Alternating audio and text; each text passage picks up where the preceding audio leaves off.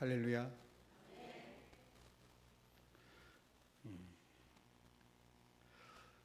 예수님을 구주로 섬기고 또 살아가는 믿음의 자녀들은 늘 잊지 말아야 할 것이 있습니다. 그것은 믿음과 삶이 분리되어서는 절대 안 된다는 겁니다. 그러니까 믿음과 삶은 함께 가야 된다는 거예요. 많은 그리스도인들이 자기 나름대로 무언가를 열심히 하고 있기는 하지만 그것이 하나님께서 기뻐하시는 일이 되지 않는다면 도리어 교회 공동체와 또 자기 자신의 믿음의 퇴보와 해가 되는 경우가 있기 때문에 그렇습니다.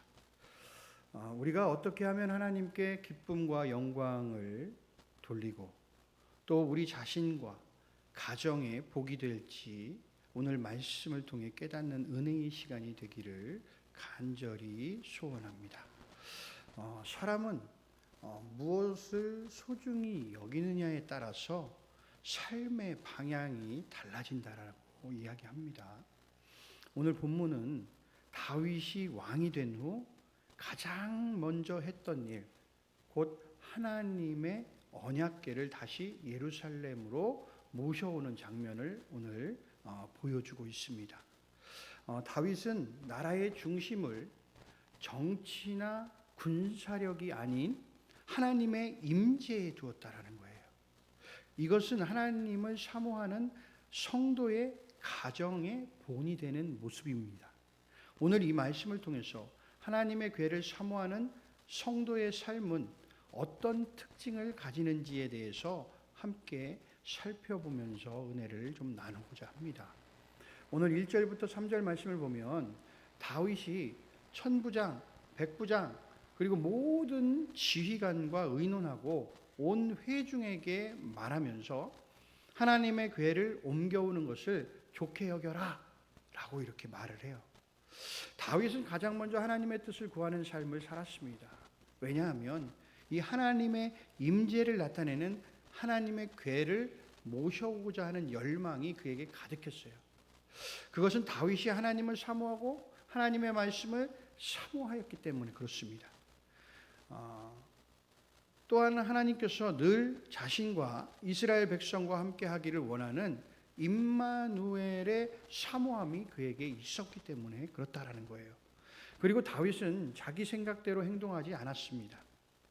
그는 먼저 지도자들과 백성들의 마음을 모아서 하나님의 뜻을 찾는 일을 시작했어요. 이는 하나님 앞에서 겸손한 태도이고 하나님의 궤를 사모하는 마음이 거기에 있었다라는 거예요. 여러분, 다윗이 하나님을 사모하는 마음은 그 누구도 따를 수 없을 정도로 대단했습니다. 우리 가정에도 이러한 모습이 있기를 간절히 소원합니다. 우리 가정은 큰 은혜와 복을 받은 공동체입니다. 믿으십니까? 예수 십자가의 보혈로 여러분 우리는 죄 씻음을 받고 구원의 확신과 그리고 영생함을 얻었기 때문에 그렇습니다. 그러므로 하나님을 사모하며 그 말씀을 따라 사는 가정이 되도록 늘 우리는 힘써 나가야 된다라는 것입니다. 사랑하는 성도 여러분, 여러분은 중요한 결정을 할 때 무엇을 가장 먼저 하십니까? 사람의 방법보다 하나님의 뜻을 묻는 기도가 먼저여야 합니다. 하나님의 궤를 사모한다는 것은요, 하나님의 임재와 뜻이 내 삶에, 내 가정에 중심이 되기를 원하는 마음이라는 거예요. 하나님의 임재를 회복하려는 열망인 줄로 우리는 믿습니다. 여러분의 가정에 하나님의 임재가 나타날 때 우리 자신과 가정이 주님의 손에 의해 회복이 시작될 줄로 믿습니다. 사랑하는 성도 여러분, 여러분의 가정에 하나님의 임재하심과 하나님의 영광과 성령 충만하심이 가득 넘쳐나기를 주님의 이름으로 축복합니다. 오늘 4절 5절 말씀을 보면 온 회중이 다윗 왕의 말대로 행하겠다라고 하고 하나님의 궤를 옮겨오기를 준비합니다. 이 다윗 한 사람의 사모함이 지금 온 백성에게 영향을 미치고 있어요. 그러니까 하나님의 궤를 사모하는 마음은 공동체를 하나로 모으는 능력이 있다라는 거예요. 그러니까 예배를 사모하는 마음은 공동체를 하나로 모으는 능력이 된다라는 것입니다. 내가 하나님을 사모하는 모습은요, 내 가정과 공동체에도 영향을 미치게 됩니다. 사모함은 개인적인 감정이 아니에요. 공동체 중심을 하나님께로 돌리는 하나의 운동이 된다라는 겁니다. 오늘 6절 말씀을 보세요. 다윗이 온 이스라엘을 거느리고 바알라 곧 유다에 속한 기럇 여아림에 올라가서 여호와 하나님의 궤를 메어 오려 하니 이는 여호와께서 두 그룹 사이에 계심으로 그러한 이름으로 일컬음을 받았더라 라고 말씀하고 있죠. 위 말씀은 하나님을 예배하기 위한 실천적인 마음의 상태를 나타내는 지금 다윗의 심리를 보여주고 있는 겁니다. 그는 단순한 어떤 상징물로서 지금 궤를 옮기는 것이 아니라 그 궤 위에 좌정하신 하나님의 실제 임재를 지금 사모하고 있다라는 거예요. 그래서 그는 그게 행진이 아니라 그냥 언약궤를 가지고 행진하고 나아가는 것이 아니라 지금 예배의 마음으로 나아가고 있다라는 거예요. 사랑하는 성도 여러분, 우리는 단지 교회에 오는 것으로 만족할 수 없어요. 여러분, 우리의 목표는 궤 자체가 아닌 이 궤 위에 임재하시는 하나님께 예배하는 것인 줄로 우리는 믿습니다. 여러분, 7절부터 11절에서는 지금 하나님의 궤를 옮기려던 다윗과 이스라엘 백성들의 경건한 열심이 하나님의 방법을 따르지 않을 때 어떤 결과가 나타나는지를 보여줘요. 이 말씀은 오늘날 우리 자신과 우리 가정이 세속적인 사고방식과 인간 중심의 신앙을 경계하라는 경고의 말씀이거든요. 우리의 신앙은요, 흔히 그냥 좋은 의도만으로 충분하지라고 생각할 때가 있어요. 그러나 좋은 의도만으로 우리의 신앙은 충분하지 않습니다. 오늘 본문에서 다윗은 다윗의 궤를 옮기는 거룩한 일을 하려고 했지만 하나님이 정하신 방법이 아닌 사람의 방법, 세상의 방법으로 지금 궤를 운반하다가 큰 비극을 겪게 됩니다. 여러분, 이것은 오늘날 교회와 성도들이 신앙 안에서 세속주의를 얼마나 조심해야 하는지를 우리에게 경고해 주고 있는 말씀이에요. 7절 말씀을 보면 하나님의 궤를 새 수레에 싣고 아비나답의 집에서 나오는데 우사와 아히오는 수레를 몰았다라고 이야기를 해요. 오늘 말씀을 보면요, 5절 말씀에도 그렇고요, 6절 말씀에도 그렇고요, 원래 하나님의 궤를 가져올 때는 매 갖고 가지고 매는 거예요. 매서 누가? 제사장들이 그 궤를 매는 겁니다. 그게 옮기는 방법이에요. 원래 이스라엘이 항상 유목민족이라서 그들이 어느 한 곳에 머물러 있다가 다른 장소로 옮겨갈 때 그 하나님의 궤를 메고 가는데 제일 앞에 누가 그것을 메고 가냐?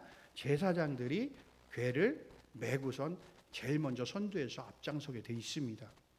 그런데 오늘 보면 7절 말씀에 뭐라고 해요? 하나님의 궤를 새 수레에 실었대요. 수레에 실었대요. 제사장들이 매야 되는데, 자, 이것은 뭐예요? 하나님의 방법이 아닌 사람의 방법이에요. 자, 다윗과 백성은 궤를 새 수레에 실었어요. 이것은 블레셋 사람들이 궤를 돌려보낼 때 사용한 방식입니다. 이것이 사무엘상 6장 7절 말씀에 가면 그렇게 나와요. 블레셋 그 백성들이 궤를 가지고 갈 때 수레에다 싣고 갑니다. 이게 사람의 방법을 통해서 했다라는 거예요. 자, 하지만 하나님께서 명령하신 방법은 레위 사람들, 이 제사장들이 궤를 어깨에 매가지고 오는 겁니다. 그것은 민수기 4장 15절 말씀에 기록되어 있습니다. 자, 세속주의가 얼마나 위험한 건지를 알려드리겠습니다. 첫 번째, 세속주의의 위험은 효율, 편리함을 하나님의 말씀보다 앞세우는 거예요. 우리가 이거 잘 생각해 보세요. 우리가 하나님의 말씀을 듣고 하나님의 말씀을 지켜 행하려고 하는데 이것이 하나님의 방식대로 해야 되는데 내가 사람의 방식대로 하면 너무 편할 것 같아. 이게 뭐냐면 바로 세속주의예요. 우리가 효율과 편리함을 따라간다라는 거예요. 자, 오늘날 교회 안에도 잘 생각해 보면 뭐 프로그램을 한다든가 어떤 전략과 기술이 중심이 되어서 말씀의 원칙은 무시되는 경우들이 많아졌다라는 거예요. 하지만 하나님의 일은요, 분명히 하나님의 방법대로 행해져야 된다라는 것입니다. 그것이 미련한 것일 수도 있어요. 어리석어 보일 수도 있어요. 그러나 그것이 하나님의 방법이라면 반드시 하나님의 방법대로 그 일을 행해야 된다라는 겁니다.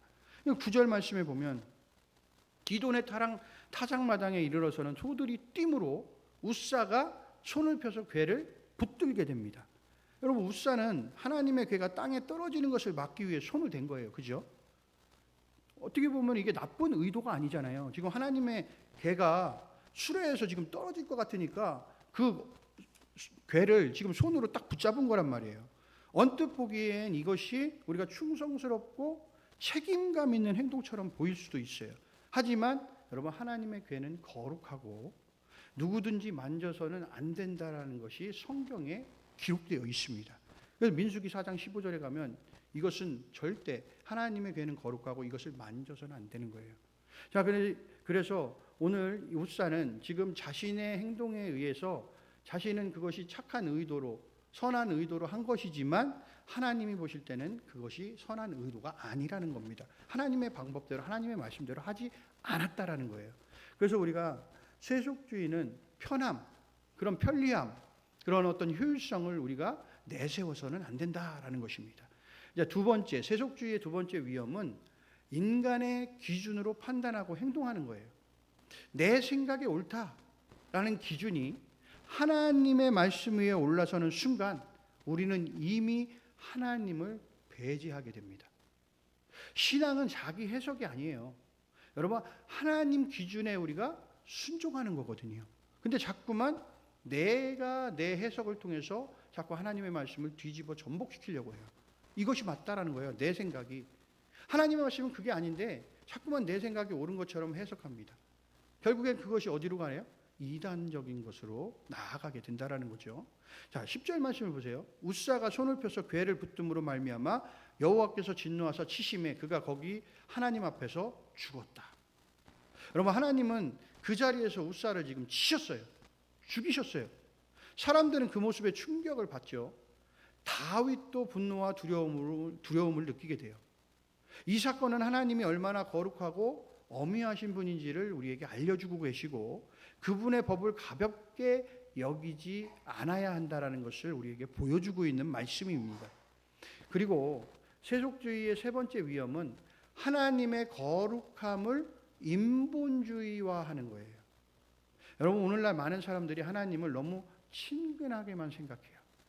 아, 사랑의 하나님, 아, 우리 친구 같은 분, 늘 우리에게 자비와 긍휼과 사랑을 베풀어 주시는 분, 너무 좋아, 친구 같아. 여러분, 그러나 그분의 거룩함과 여러분 두려움을 여러분 우리는 잊어서는 안 됩니다. 여러분, 하나님은 때로 우리의 친구가 되어 주시지만 여러분 동시에 전능하시고 거룩하신 주권자이심을 우리는 절대 잊어서는 안 된다라는 거예요. 여러분, 하나님의 일을 세상의 방법으로 하지 말아야 합니다.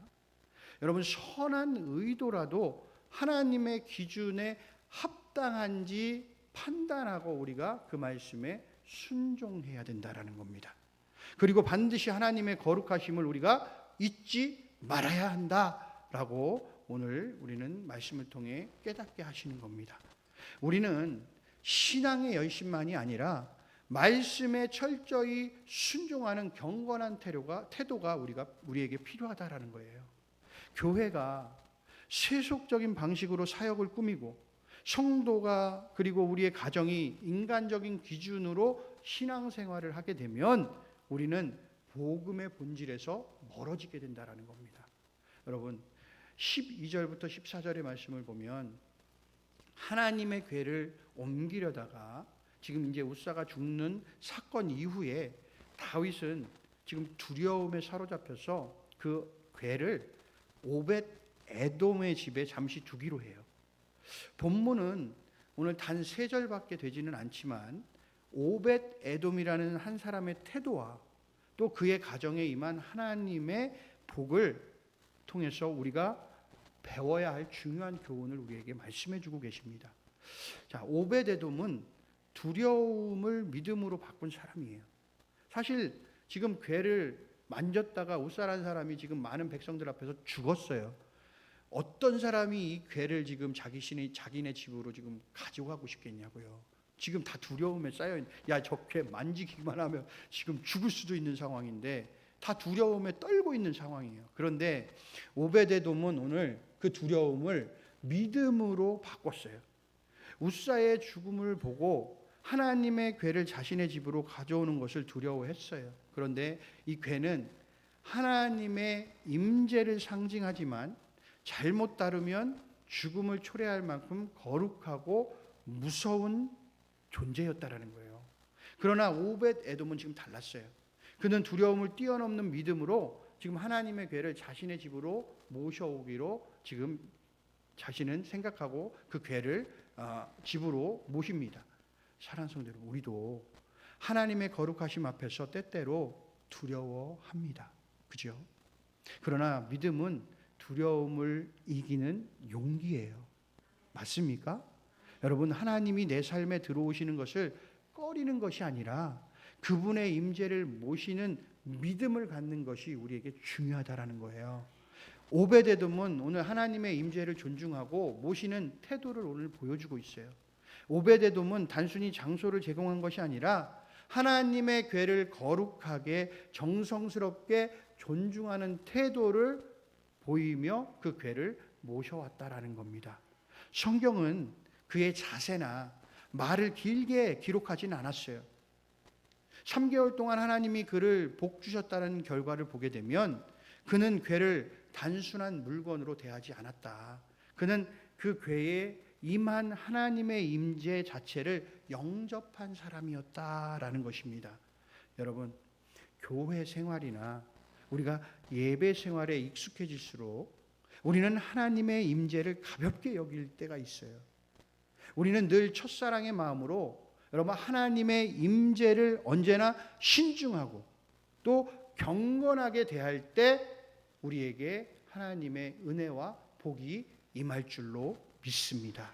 하나님을 모시는 태도는 곧 우리의 믿음의 깊이를 드러내기 때문에 저와 여러분 그리고 모든 가정이 하나님의 임재를 경외하고 존중하기를 진심으로 바랍니다. 여러분 14절의 말씀을 봅니다. 하나님의 궤가 오벳에돔의 집에서 그의 가족과 함께 석 달을 있으니라. 여호와께서 오벳에돔의 집과 그의 모든 소유에 복을 내리셨더라. 아멘. 여러분, 하나님은 궤를 단지 두신 것이 아니라 그 집에 복을 부어주셨다라는 거예요. 여러분, 석 달이라는 짧은 시간이지만 그 가정 전체와 또한 그의 소유에 눈에 보일 만큼 하나님께서 복을 내려주셨다라는 겁니다. 하나님을 거룩히 여기고 경외하고 주님을 모실 때 그분의 임재가 여러분 복의 통로가 될 줄로 믿습니다. 여러분의 가정은 하나님의 임재를 모실 준비가 되어 있으십니까? 여러분 예배 중심, 말씀 중심의 삶이 여러분 우리 가정을 오벳에돔의 집처럼 복의 통로로 변화시킬 수 있기를 주님의 이름으로 축복합니다.